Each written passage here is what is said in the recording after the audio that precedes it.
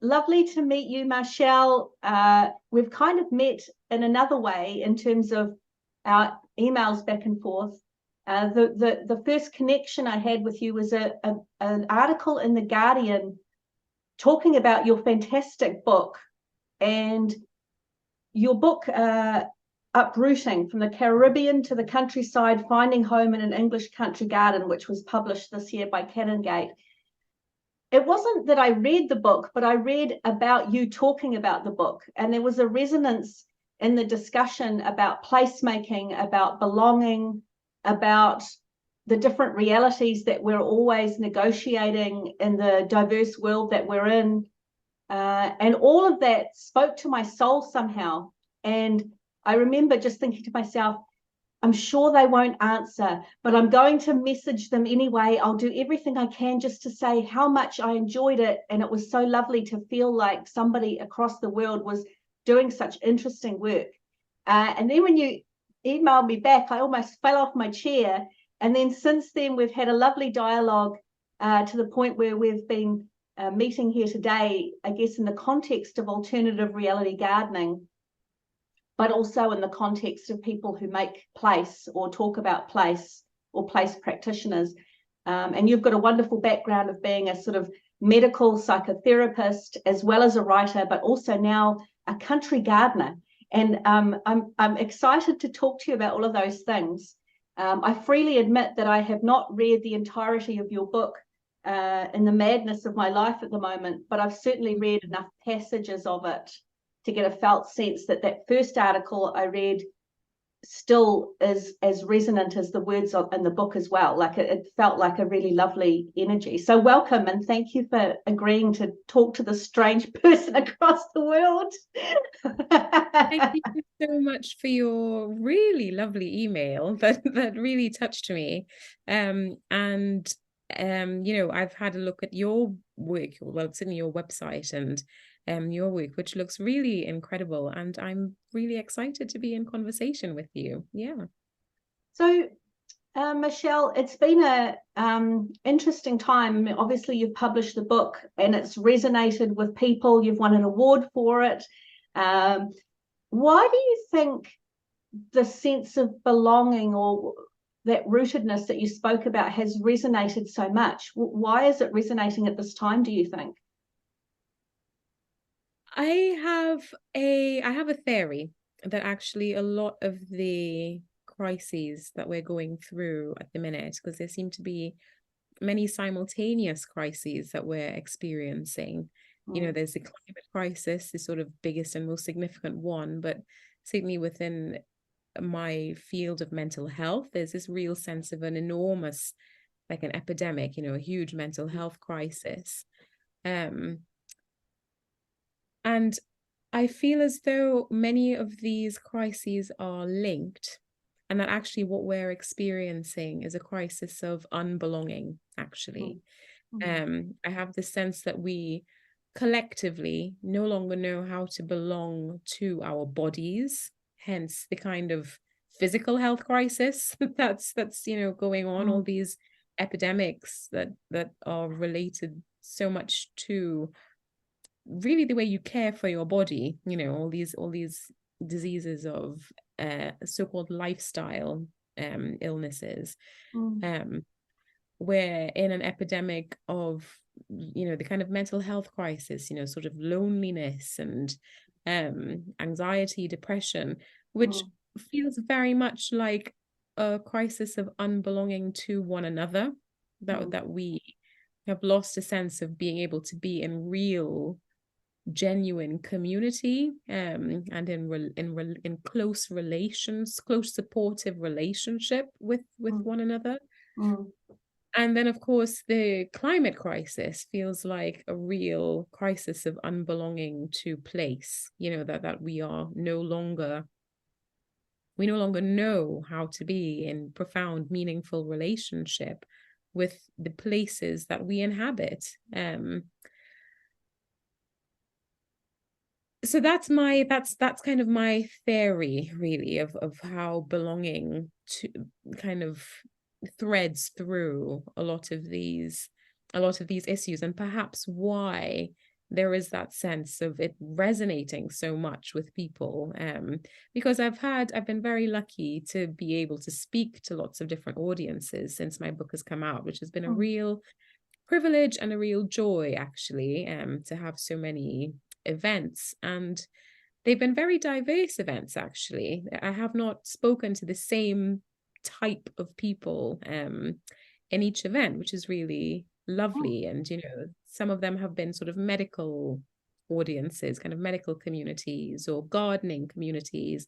Some have been full of very young people, and then some full of sort of older kind of white British people, but then again also people from immigrant backgrounds, you know, not just Caribbean, but also kind of other immigrant backgrounds. So I've been very lucky to kind of make connection with lots of different kinds of people in these sort of different events and talks that I've been doing. And like you say, this idea of belonging, it has, you know, it surprised me, but then I suppose it hasn't surprised me, given this kind of theory that I've been holding and kind of thinking about and hypothesizing and wondering about, is this what's really lying at the kind of heart of all this malaise of our age. So that's my idea about why it is that writing about belonging and about seeking a way in which to more profoundly belong seems to be touching so many people at the minute. I mean, it's interesting. I think one of the things I've found most of my life, until relatively recently, has been never feeling like I belonged. Like, I think there's something about having migrant parents or living in a particular part of New Zealand at a particular time where it was hard for me. But I wonder how it is for people in a society where already they have a felt sense of not belonging by nature of being marginalized, for example, or being in a group that's a minority group, etc., on top of the general things that you've mentioned more specifically. Do you know what I mean? And I know that one of the things that I was interested in when I was reading your work was this, I guess, research or kind of inquiry into the relationship between people having psychosis or detaching from the existing reality or consensus reality around them, and that sense of rootedness or belongedness. I was and the increased percentage chance of somebody from a minority background, and you were speaking about Black Caribbean migrants having, for example, a mental illness like schizophrenia, which is a detaching illness in a certain sense. And I think a lot about that. I thought a lot about that, about not to make it about me, but I guess my connection to it was I've always, in my whole life, facilitated realities. I've always been somebody who's felt like they've had one foot in one reality and one in another. And it was also, interestingly, one of the reasons why I've studied so much sort of group psychology and social psychology, because it was making sense of reality and trying to understand what this dynamic was that I felt that was uncomfortable. Yes. And I think that sense of also, I guess in my area, you'll have seen I deal a lot with almost digital realities, different kinds of mad installations and augmented reality and this and that. And I wonder if a lot of that is to do with playing with belonging. And for me, it's how do I find a sense of belonging for myself, but also others, using different tools, I guess, than the ones you do. I mean, use a pen or a typewriter these days, I guess, but also your medical background. But it's an interesting area for me, that relationship between reality and rootedness. I think that's the next level down of what you're writing about, right? Yes. And that, because we live in a reality that is a construct, it's been constructed for us. And this modern reality that we exist in is really still very much, for many of us in the world, a byproduct of colonialism. Yeah. And, you know, I also have a a kind of background of many people who migrated from many different places. And even though I was sort of born and brought up in Trinidad, I always carried this sense of not quite belonging there, actually, and kind of desperately wanting to believe that I did, you know, kind of holding on quite tightly to this sense of Trinidadian identity, but knowing always that people had come from so many different places, many of them forced, and the ones who might not have been forced, their stories just lost, you know, destroyed, not documented appropriately, buried in shame for, you know, one kind of shame or another, shame which was also constructed by the kind of colonial realities. So there used to be this sort of this kind of insult that would be flung about between groups of people. So Trinidad has lots of different people of different ethnicities living in it, but the two main groups are of Indian descent, people who came as indentured laborers after slavery was abolished, and people of African descent who had been enslaved. And there's a lot of tension between the groups, and it sort of flares up from time to time. And you would hear this insult kind of, you know, just in arguments on the street. You would hear people kind of shout, "Go back where you come from," to someone else if they were from a different ethnic background. And I would hear this, and I would, as a child, I would find myself wondering, well, where would I go? Where did I come from? And I used to have this vision of my body being split into different parts, you know, and one limb going back to China and one limb off to Africa and another limb, you know, different parts off to bits of Europe. And would a bit of me be buried in Trinidad in the Caribbean, and what bit would that be? And it was this real visceral sense of a kind of tearing apart, and, you know, a fragmented reality, a sort of fragmentation of my sense of self. And what interests me is the fact that actually humans have, as a species, we've always migrated. You know, we are a curious and nomadic species.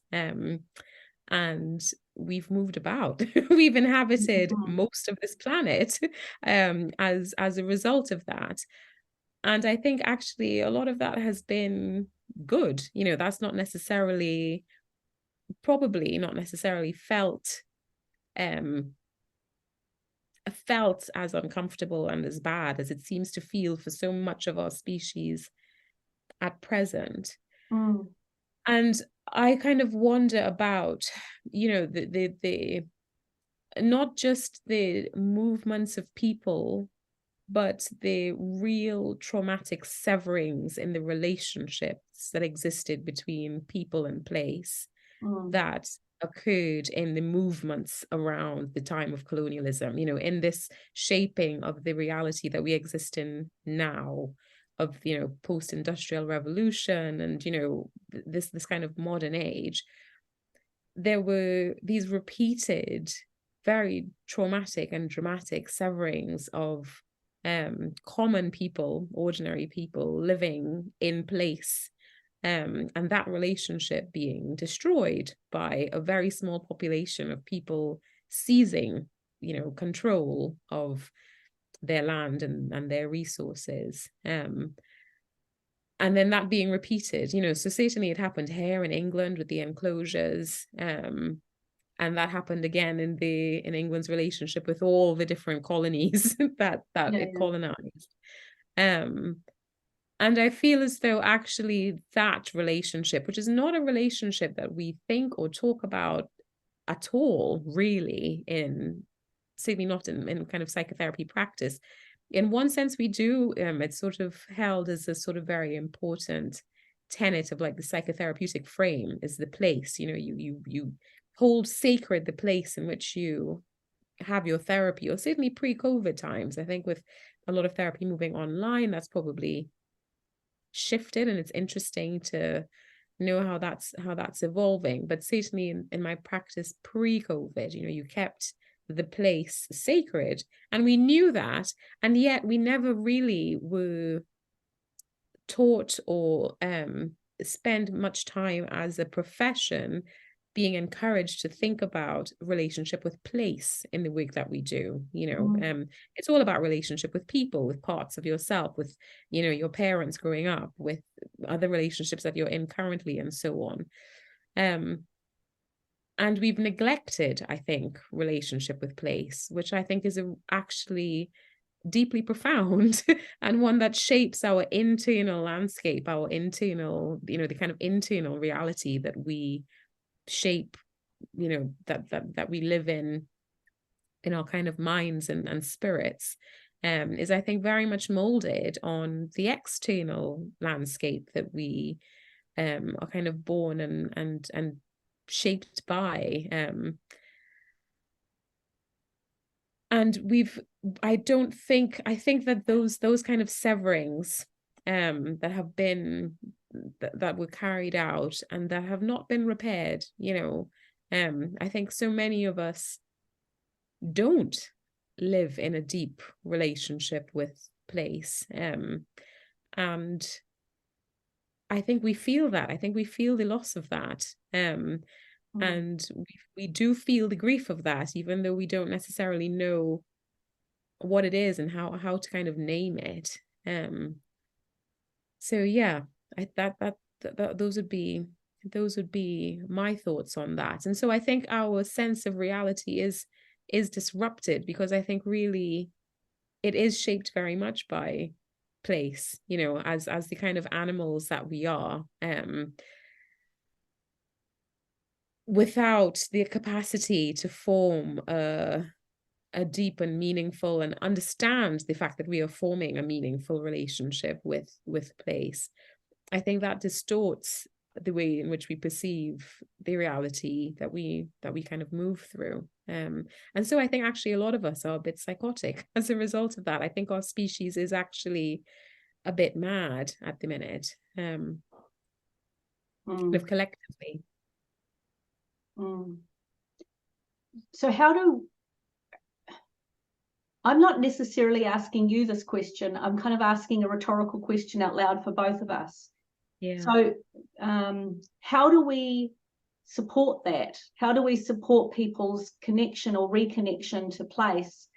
And I'm asking that out loud in a particular kind of way, because I think about, okay, so in my case, we live in Northland because of circumstances to do with my mum's passing. We have a nice house here with a bit of land that we can dig in and do bees and hipster things with.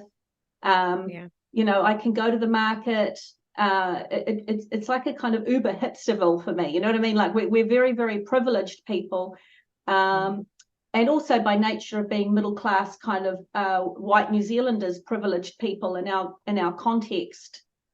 So how do we nurture a sense of belonging for those who feel like they can't belong? In my case, I can't do that for those who are most oppressed, because it's not my role to be supporting Indigenous Māori, for example, to belong. That's their role and their journey, and none of my business in a certain sense.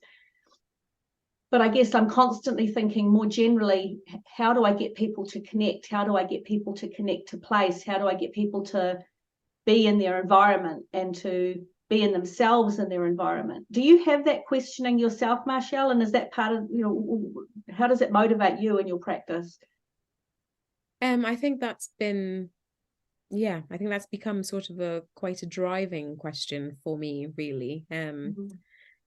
Partly because I think a lot of it will underlie our response to particularly the climate crisis. I think for me, one of our probably most hopeful ways forward is enabling and encouraging people to come into relationship with place, so that they can come to love it and understand that that's a reciprocal relationship, that as sort of animals of this planet, we kind of love the earth and the earth loves us back, and we really need that to kind of survive as well as thrive. So it is definitely a kind of central question for me. And I think that you're completely right. It depends very much on access. One has to have access to a patch of earth. And of course, I too am in the astoundingly privileged position to be able to find myself living in a cottage in the countryside in England, in quite a nice bit of countryside, and to have a garden, for the first time in my life, sure, but to be in this place and have this garden and be able to kind of grow things in it and think about growing things, that's an extremely privileged place to find myself in, when actually the groups of us in society who need it the most are those of us who are denied it the most. Just today I saw some statistic about paths in England. So paths for being able to take walks in nature. And 80% of those are in areas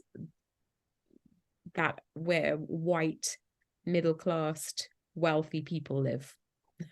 So the areas that for those who most need access to nature, for people who are most disadvantaged, people who are most at risk of, like, for example, in that article that I wrote about Black British Caribbean people and their 9 times risk of developing psychosis.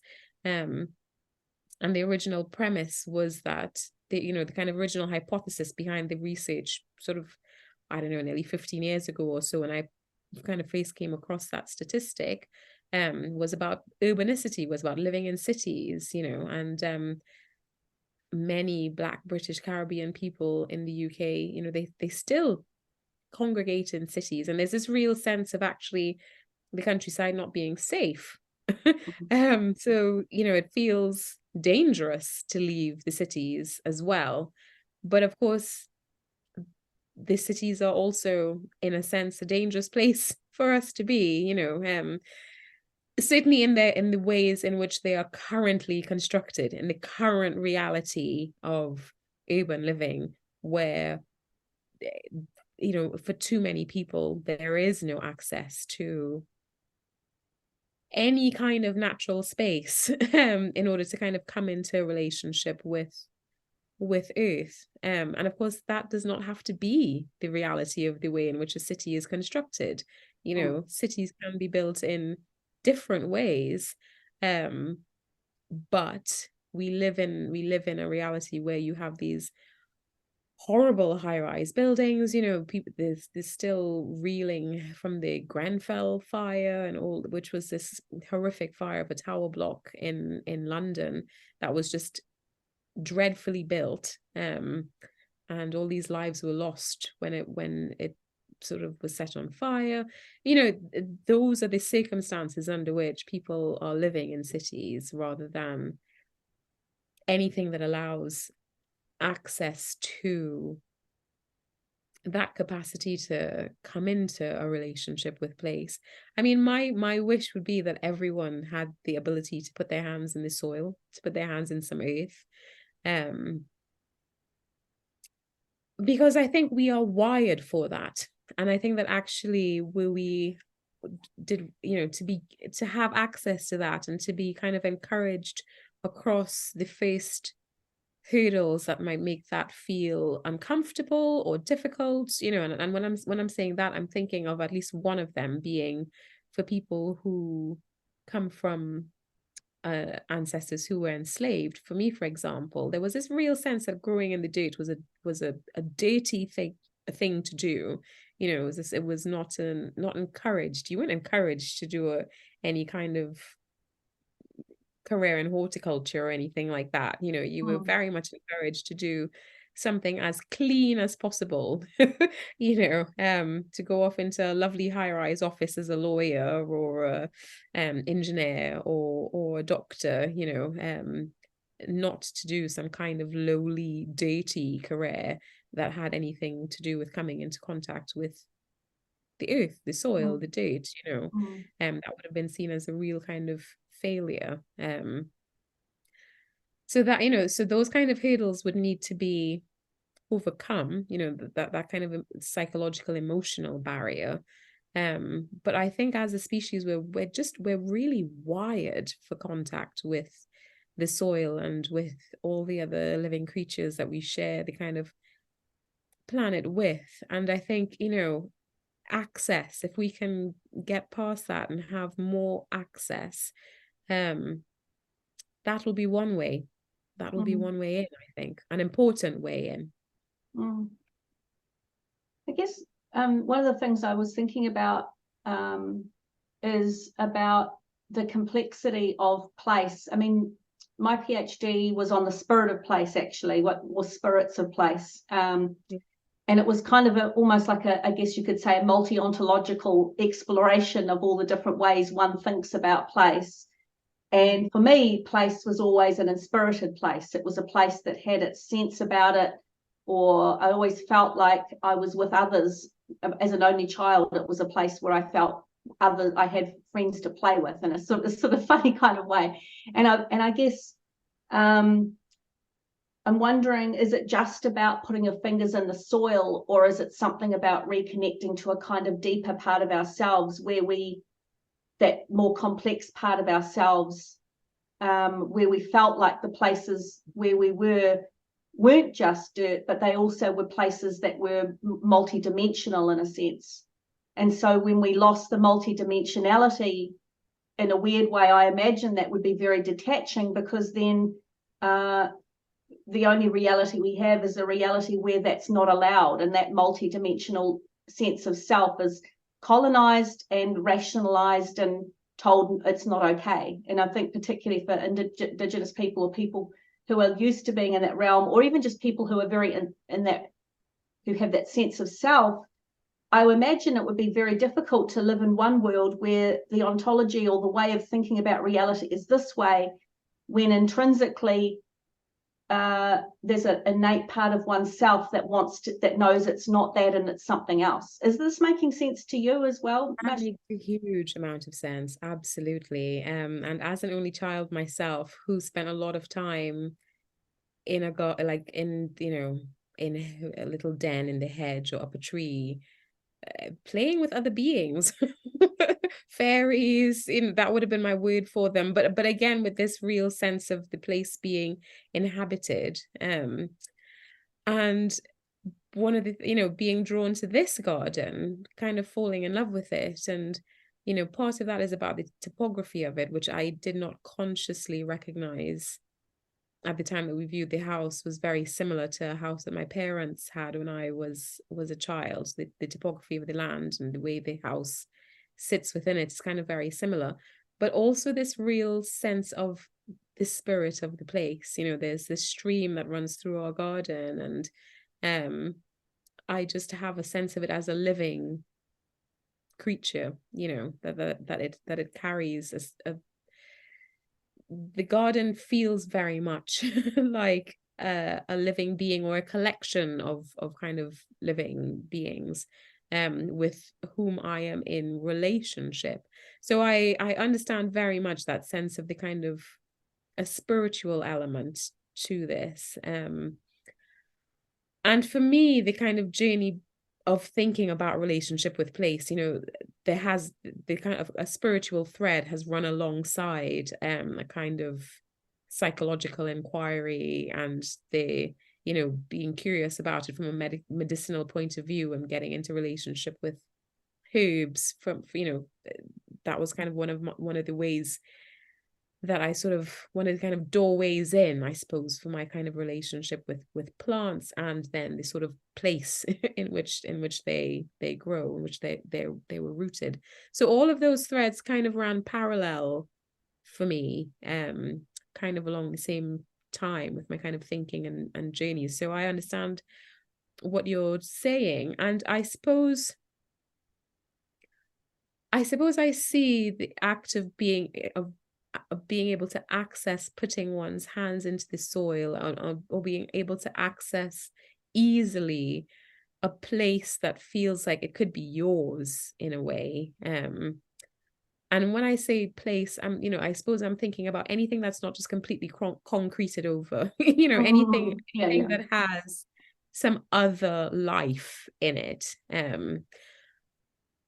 that I feel as though the body is a way in, the body is a gateway in to other forms of relationship, with place, or other ways of experiencing that relationship kind of more deeply and more profoundly and on different levels. But if you can't actually even get your body there in the first place,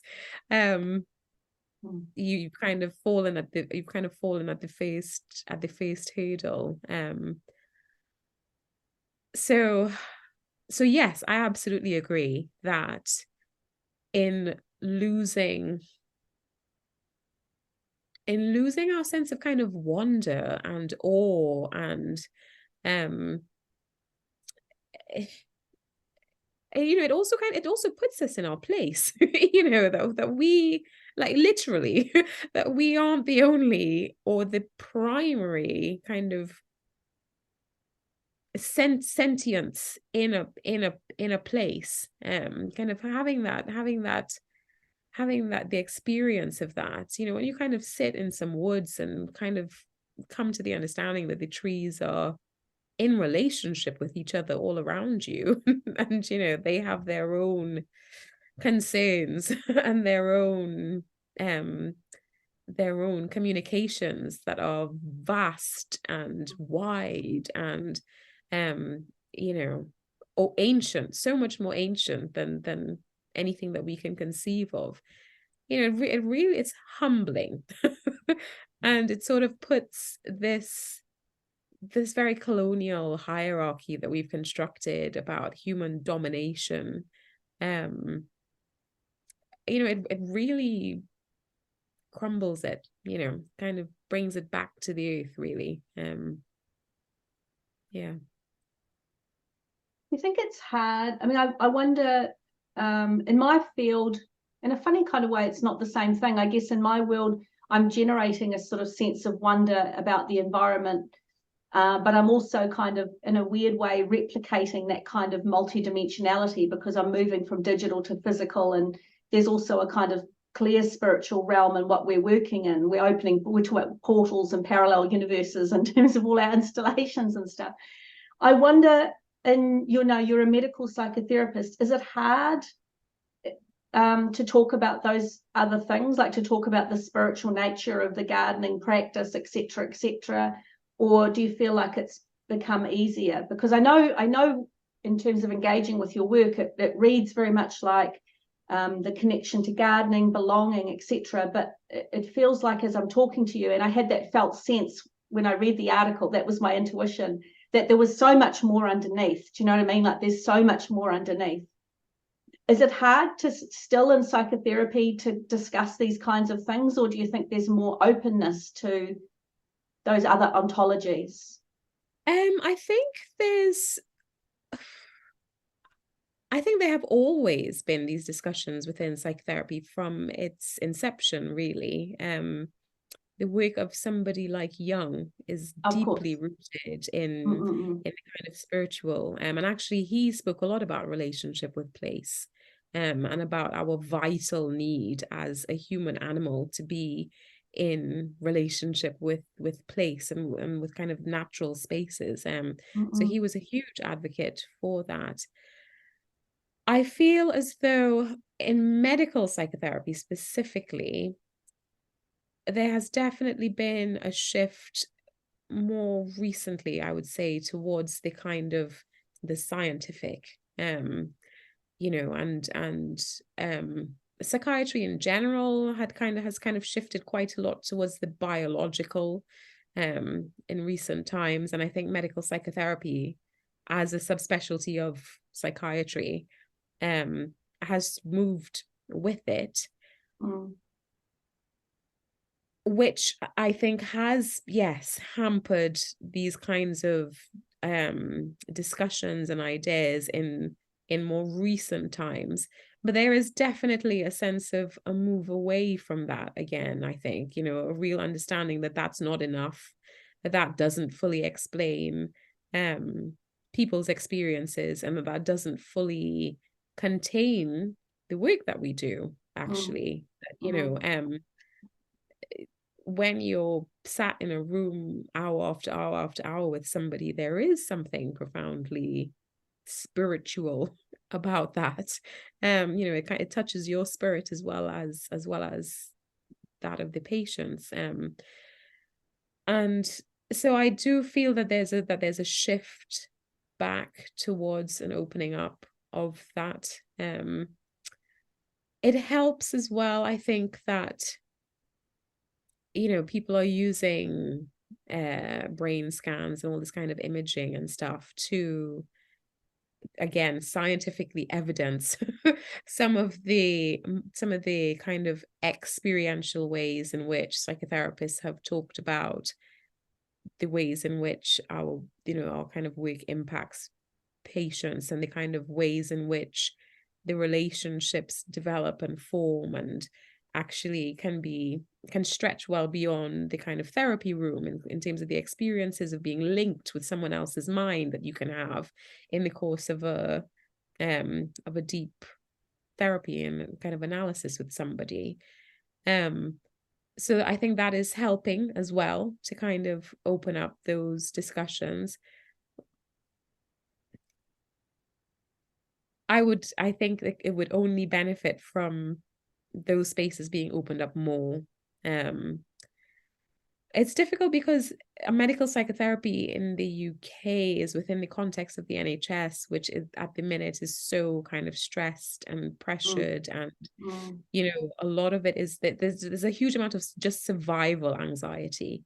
And so, you know, when you're down at that point of really kind of thinking about basic survival needs, it gets more difficult to have the kind of space and capacity to think about the spiritual. You know, when you can kind of in a real sense barely feed yourself and your patient. So, you know, there's definitely a way to go. But there is a rich history to draw on within psychotherapy as a kind of, you know, within the kind of heritage of psychotherapy. There's always been an element of that and an interest in that and discussion about that, which is, you know, wonderful and helpful. So when you think about, if we almost literally reground it back into gardening, what do you think, or what's your sense of what you would like for your children to be gardening in the future? What would you like them to be cultivating? If we're thinking about alternative reality gardens that are something that would make your heart feel joy, what would you want them to be cultivating? I would really love for their sense of self to be profoundly rooted in a kind of unquestioned sense of belonging. You know, a deep understanding of their true selves as animals of this planet who are intrinsically interwoven with the ecology of the place that they choose to find themselves rooted in. And of course, the beauty of being a human is that one can be mobile. You know, one can move oneself to a place whose spirit resonates more with your own. You know, that's I suppose one of the joys of being human. So I don't necessarily know that they will, you know, I don't necessarily imagine that they will remain rooted right here necessarily, but I do hope that they carry with them that internal sense of kind of unquestioned belonging to this earth, and I hope that they are cultivating for themselves, you know, something beyond survival, beyond repair and reparation. You know, I hope that I'm doing enough reparative work that they can start to cultivate something that really feels joyful, you know, that feels like that feels delightful.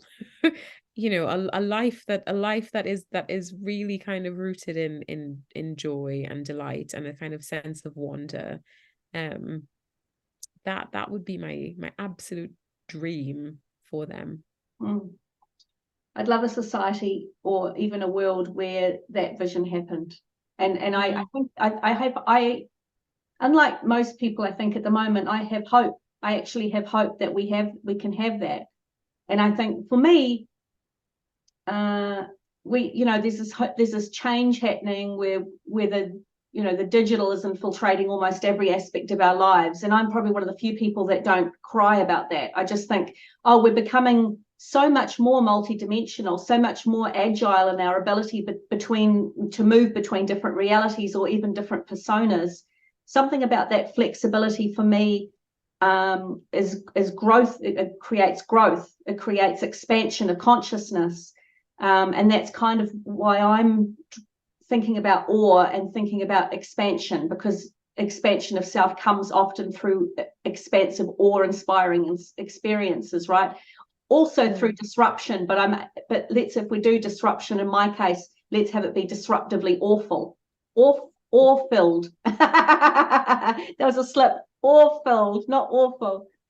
But I guess my vision would be, in amongst that, I would want people to find a really creative way of belonging. Like, I'd want them to feel like a connection to the spirit of place, no matter where they are.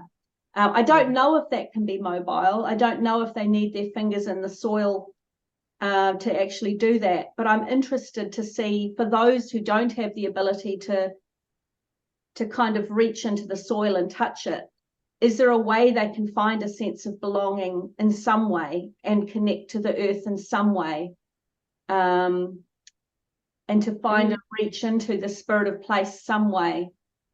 Because for me, there's probably still going to be a small percentage of people who can put their fingers in the earth and feel that joyful, because there might be others who do it because they have to, or they're going to die the next day.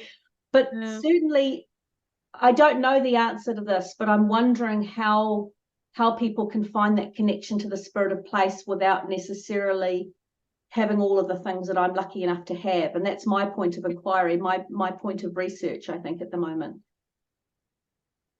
Yeah, I mean, I think, I'm sure that must be possible if we can change. And I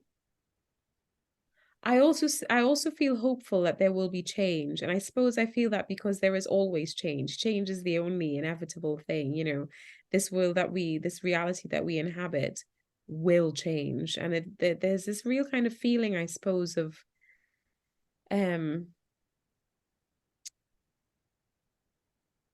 instability, of a system, I think, reaching the end of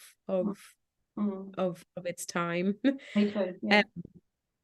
I suppose that the difficulty is not knowing what will come next. The uncertainty of not knowing exactly what shape will come next, and kind of hoping that we can do something that feels kind of better and more joyful and more delightful and healthier for us in kind of every sense. But I think that, if we can change our relationship, our web of relationships, which I think is rooted in place, but then so many other of our relationships grow out from that, and if our relationships with each other can become detached from the extractive, exploitative,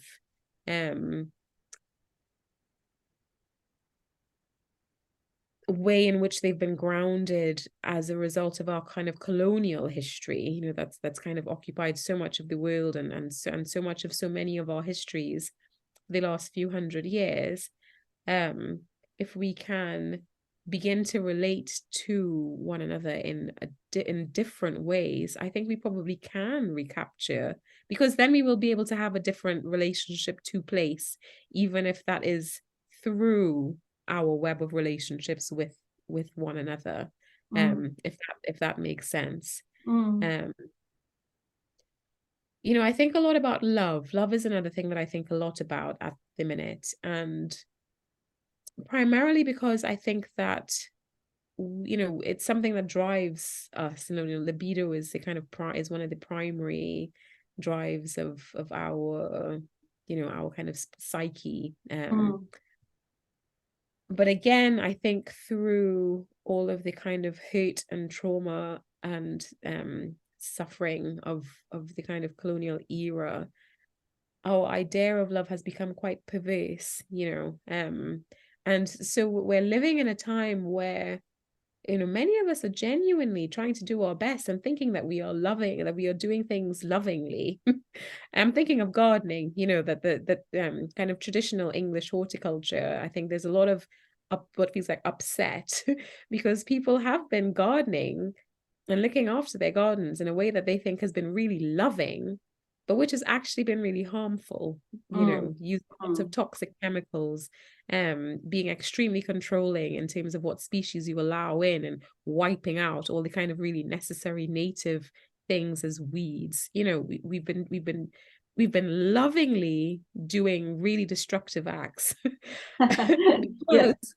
because our understanding of what is a loving way to treat the earth has become perverse. You know, it's rooted in something very perverse. So I'm curious about finding our way back to a kind of sense of love that is more true, I suppose. You know, that's kind of not perverse, not distorted.